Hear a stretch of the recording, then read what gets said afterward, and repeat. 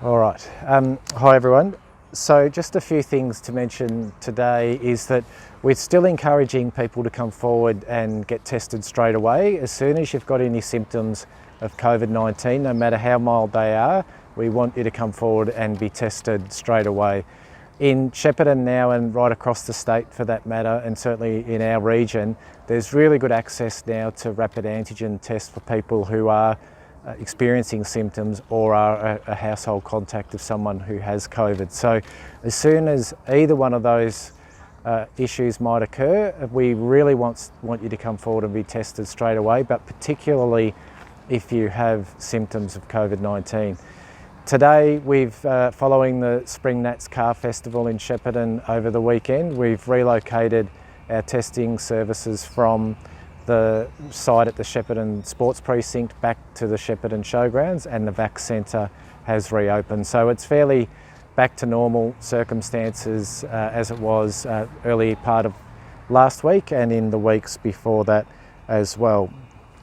In regard to vaccinations, tomorrow is Australia Day, of course, and that's a public holiday, but our Vax team won't be resting. We do have a full day of appointments available tomorrow, but particularly Walk-in Wednesday is underway for the 5 to 11-year-old cohort that are eligible for vaccination. So we know our vaccination rates are down a little bit, somewhere in the order of 40% of the target that we would like to be at this stage, and that's partly due to some time that it's taken us to ramp things up again and recruit staff and be back up to the levels we were prior to Christmas. But there's also a component of that in terms of the children who are eligible in that 5 to 11-year-old age group are not actually coming forward for vaccination. So school's due to return within the next week, particularly for primary schools, so we're absolutely encouraging children to come forward in that 5 to 11-year age group as quickly as possible to be vaccinated. That's what Walk-in Wednesday is about tomorrow. So you don't need an appointment, you can just turn up.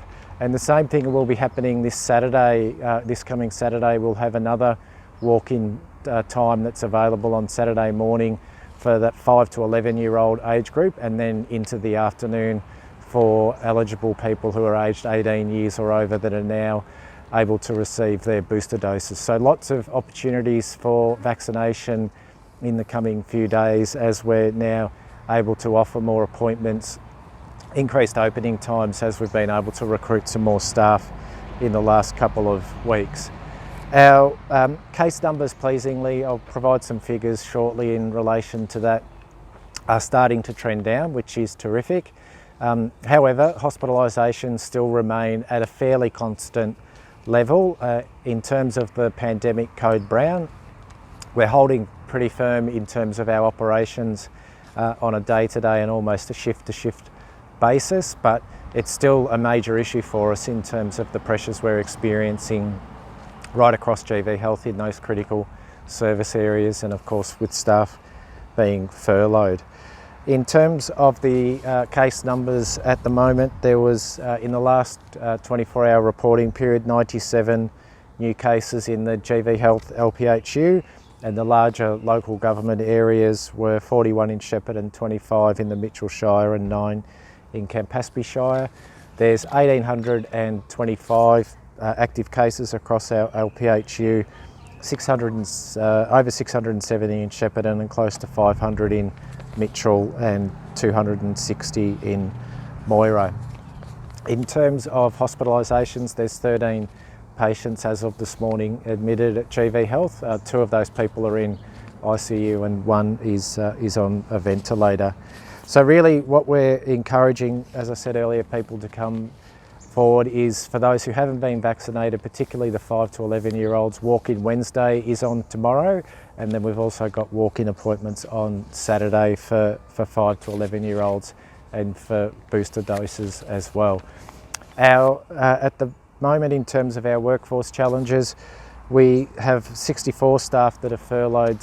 54 of those people are positive cases. So this time last week or a few days earlier, we were in that order of 160 staff that were furloughed. So pleasingly, with the changes recently, we've been able to return a number of staff back to work under surveillance, close surveillance in terms of testing and the like, and of course not being symptomatic, that are designated as contacts. So that's terrific, and I'd like to thank those people for that, as well as acknowledging the support that we're getting from hospitals in our region who are taking patients from a transfer point of view that aren't COVID positive, in terms of being able to allow us to have more beds to treat people with at GV Health. So happy to take questions.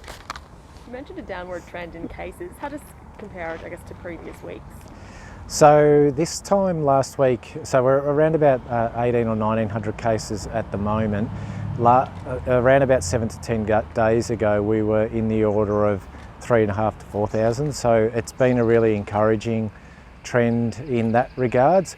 But I've mentioned once or twice previously that while we're seeing the reduction in positive cases in the community, and that's great, but we do see a bit of a tail of around about 7 to 10 days of when we start to see the impact on our services in ED and also in the wards in terms of people requiring admission. So although it is great and it's encouraging that we see the active cases in the community coming down, we're still got everyone working as hard as they always have, because the hospital activity is pretty high and is expected to be high probably for the next 7 to 10 days. So it's quite likely as well there might be a little bit of a downward trend, but in the coming couple of weeks, what we've seen when as schools return, and in terms of what we know has happened in the past, that's when we start to see higher rates of transmission, and that's what we really want people who haven't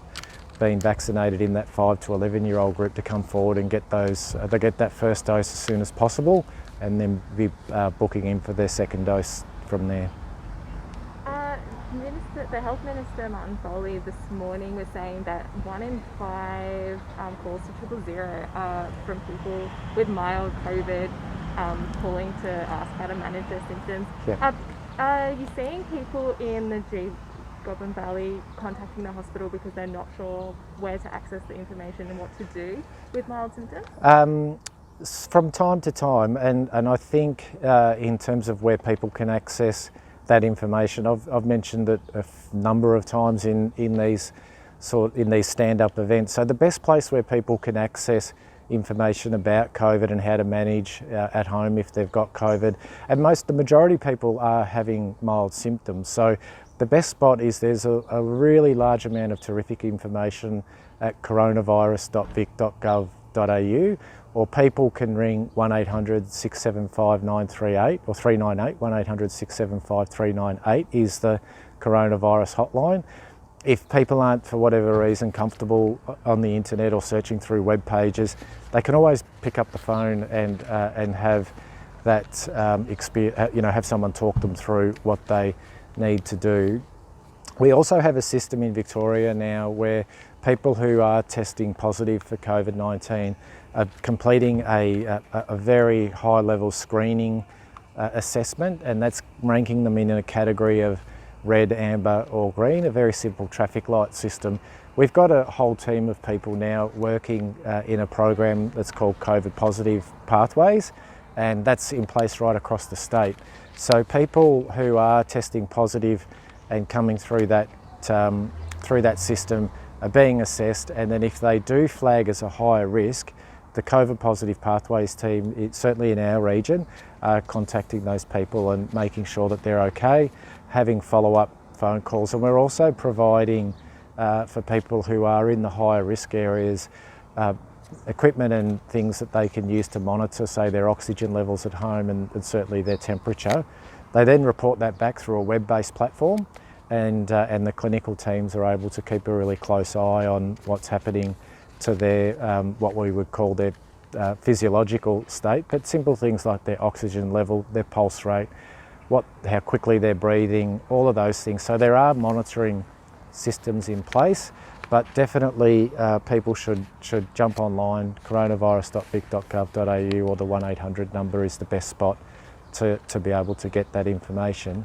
Our ED, the GV Health ED, will always be there for people who need emergency care and treatment. I would ask the community though to, before they call 000 or come to our ED, to have made some inquiries or looked into other sources of where they can get health information, like those areas I just mentioned. But also their GP or community health centres are really good opportunities for people to get information about healthcare. So ED will always be there. Our emergency department is open, of course, 24 hours a day, but we really want to prioritise it for people who need that immediate life-threatening care and treatment. People who are having heart attacks or a stroke or may have had a car accident, for example. That's what we really want to prioritise our emergency department care for. You mentioned more than 60 staff are currently furloughed. Do you feel you'll be prepared if there's a spike in cases with school going back? We are prepared, so absolutely we're prepared, and we'll continue to make changes and redeploy staff to areas that we need to in terms of providing those critical essential services. One good thing is that, as I mentioned before, is if a student or a child of a staff member was to test positive, but the staff member's a household contact, they can come back to work. Now, as long as they meet certain criteria of being asymptomatic, of course they're not positive, and that they undergo surveillance testing. So we can, and that's really been a great advantage for us. It was the same experience we had as that really acute pandemic occurred in October, September last year. We were able to get people back to work. So I think we're really well prepared because we've dealt with this before, and we've got even better as time's gone on with being able to manage those types of circumstances. Well done. Good, Thanks, thank Matt. you.